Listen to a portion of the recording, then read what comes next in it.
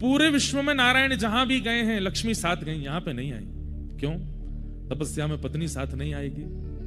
उसके पीछे कारण क्या है? यहां पर भगवान बोले भैया हम तप करेंगे, गृहस्थाश्रम थोड़ी निभाना है। यहां पर लक्ष्मी जी से कहा आप वैकुंठ में रहिए, हम यहां तप की मुद्रा में विराज रहे हैं। ऐसे ही रो रहे थे बद्रीनाथ भगवान भी, बद्री फल दे दो बालक को।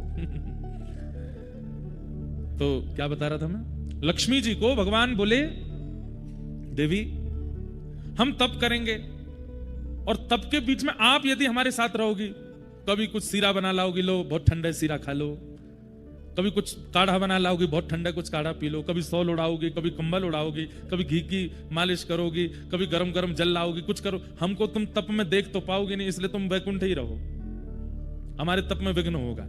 यहाँ के सेवायत बद्रीनाथ भगवान के स्पर्श करने वाले रावल जी को भी अधिकार नहीं है कि वो विवाह करें। वो भी आजीवन जब तक बद्रीनाथ भगवान की सेवा करेंगे वो भी ब्रह्मचर्य में रहेंगे, क्योंकि तपस्वी की सेवा ब्रह्मचारी ही कर सकता है।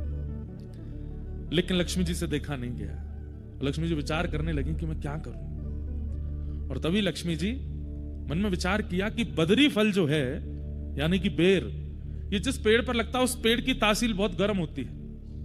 सबसे ठंडा वृक्ष होता है चंदन का, और सबसे गर्म वृक्षों में एक गर्म वृक्ष होता है बेर का।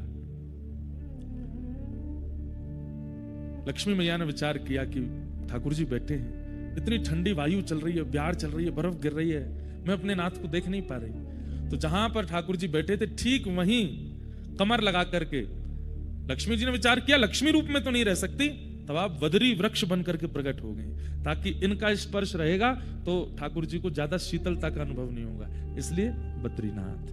बद्री यानी पेड़, और यहां की बद्री यानी श्री लक्ष्मी ही बद्री वृक्ष बन के खड़ी हैं, इसलिए बद्रीनाथ माने लक्ष्मीनाथ, वही ठाकुर जी यहां विराजमान है।